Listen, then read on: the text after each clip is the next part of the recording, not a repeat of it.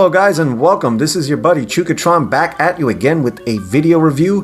Today I'm doing an unboxing and review on this guy from the original G1 Transformers. It's Blaster. This is the Walmart G1 reissue of the figure, and I'm so happy that they came out with this figure because this happens to be one of my favorite Transformers in general, the G1 version of Blaster. So without further ado, if you guys are new into this channel, hit the like and subscribe if you enjoyed this video and you want to help the Chukatron channel go a little bit further. It'd be greatly appreciated. So let's take a look at the figure now. We're going to take a look at the packaging real quick because this is so awesome that we're getting a figure that was issued 85, 86, and now finally being able to see it on the shelf. So we'll take a look at it right there. You notice on the top there it has that big nice Transformers logo on the top there, more than meets the eye. On the bottom we notice that we have an illustration of the character here in his robot mode, and I just love the G1 illustrations that were on the boxes. So it looks really good. We notice there Blaster holding his gun there, and on the left side we notice that the figure is displayed nicely in the translucent plastic. So you see him there in his radio mode, and he looks really awesome. When we turn it on the top there, we notice that we have some pictures of him in the phases of transformation from his radio form to the robot form. And if we take a look at the side there, we notice there a nice picture of him in the robot mode and the radio mode. Other side, same thing. We take a look at the back. We notice there that it has a lot of illustrations there of a lot of the second wave of figures that came out around 85, 86. So we notice we have the Dinobots, we have Shockwave, we have Skyfire, we have a bunch of different characters here, so it's really nice there. And on the bottom there we have the bio. Take a closer look, and it says there function communication. So there's a whole lot going on the bio, which I loved. And I got to meet Bob Budiansky. If you guys haven't seen the video on me meeting him, go check it out. He goes over all these specs on when I got to talk to him and interview him, so I thought it was pretty cool. And on the bottom there we have a nice red background there with the figure there in robot mode and in radio mode. So really awesome. And on top of that, when I spoke to Bob, he said that Blaster was his favorite character to develop, unfortunately, but he had to get cut off from developing that character and go on to the other 260 something other robots that he was able to do. But this happens to be Bob Budiansky's favorite character from Transformers. So now that we took a look at the packaging, let's open it up.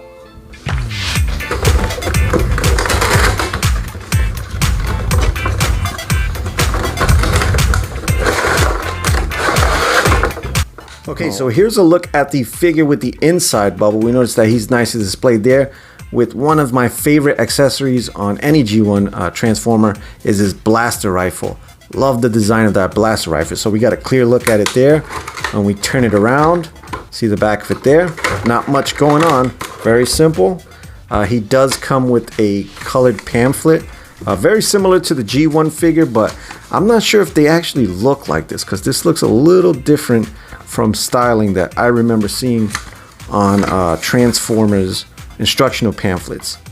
And I don't notice any stickers or labels or anything, so hopefully they added all the labels on them, so which is great because I hate putting the labels. So there's a look at it.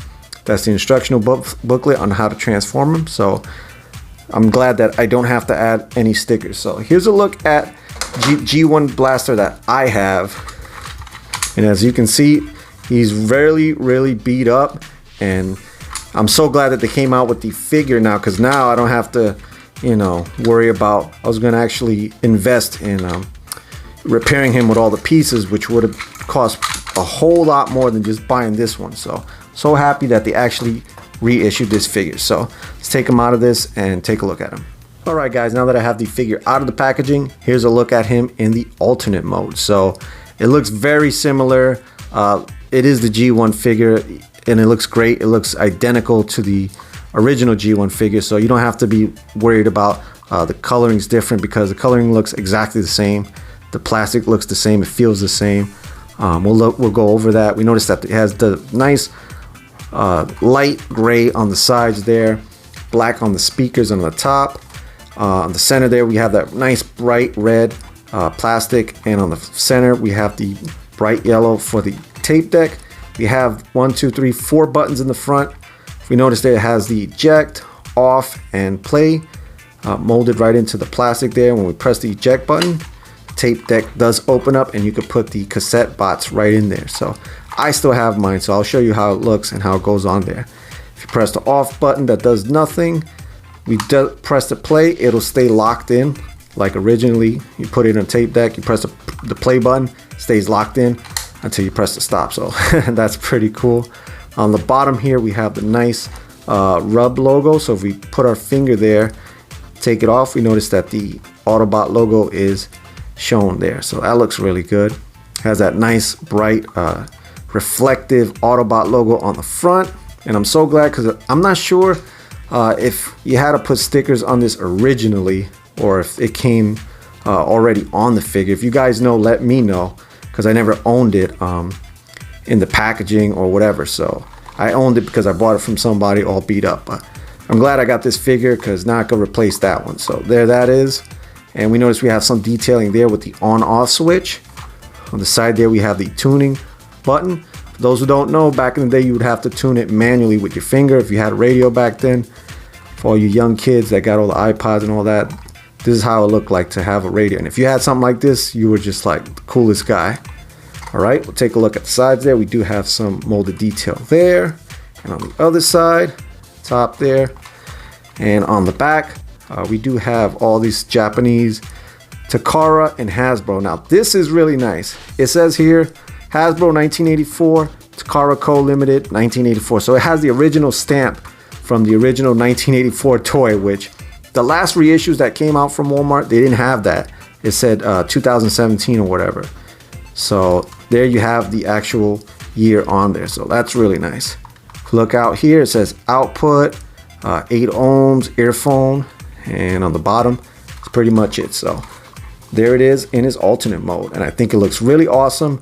And for the 80s, man, this must have been the coolest toy. So there he is. We're gonna take a look at him with the cassette. So let's look at it.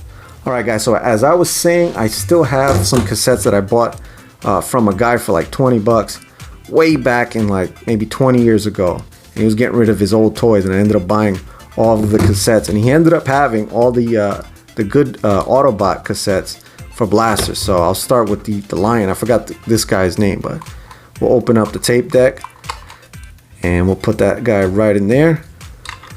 See how he fits. Perfect. So I'm assuming since they came out with blaster, they'll probably come out with the cassettes just as they did with Soundwave. So they'll probably reissue the cassette. So finally I'm able to use these guys. I've had them sitting in a box for 20 years, and I finally get the blaster to put them in. So I ended up buying a blaster, but the tape deck is all messed up. So I guess it's a common thing for that not to work. So glad I was able to replace this. So we'll look at it there. Notice it looks pretty much the same. Like I said, this one's all beat up and yellowed, so the colors look identical. So we'll look at it like that. On the back there, we notice the same stamp on the original figure, 1984. And on the reissue, it says 1984. It just has this etching right there. But all in all, same exact thing. So.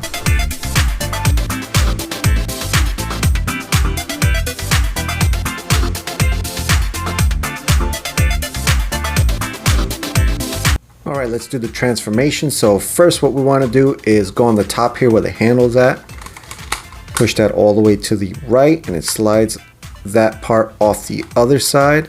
We'll take one side and rotate it all the way down about 180 degrees. Take the other side, do the same thing as well.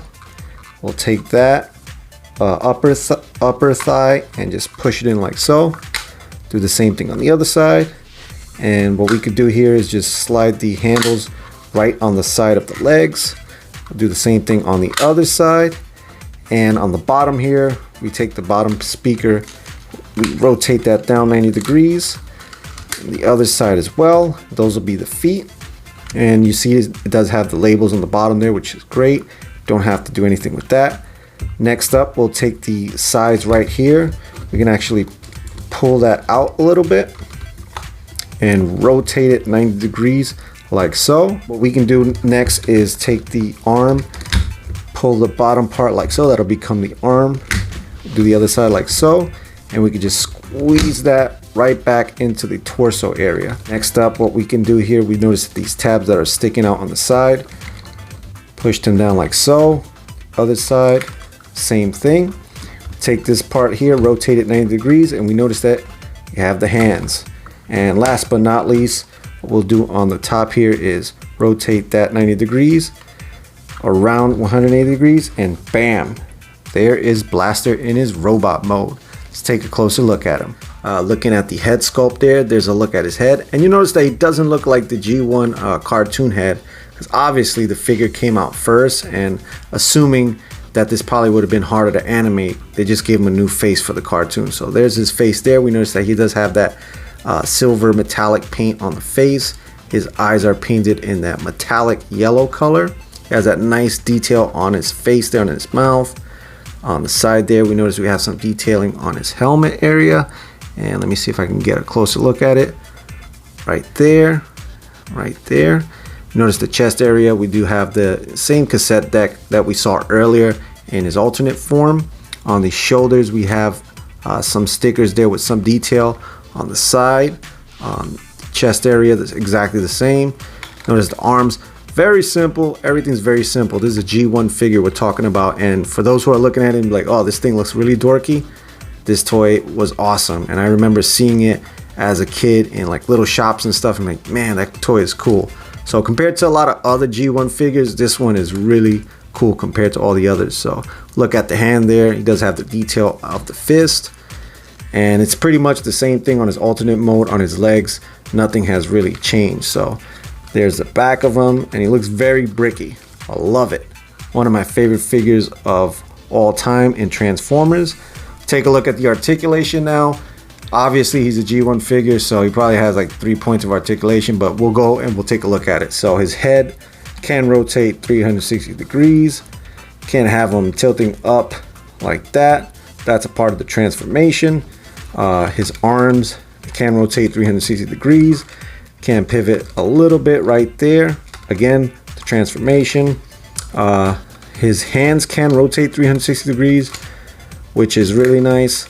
So that's about it, and that's pretty much it for articulation. Oh, his legs can go out and in 90 degrees. Yeah, that's really cool. So if you want to have him doing the Jean-Claude Van Damme, bam, there you go. How 80s can you get with that? So there he is. There's his articulation. Let's take a look at him in some poses we can get him into.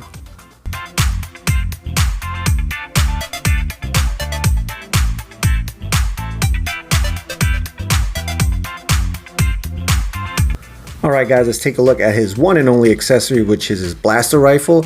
And this is his iconic blaster rifle. We've seen it in the cartoon and in other iterations of the character.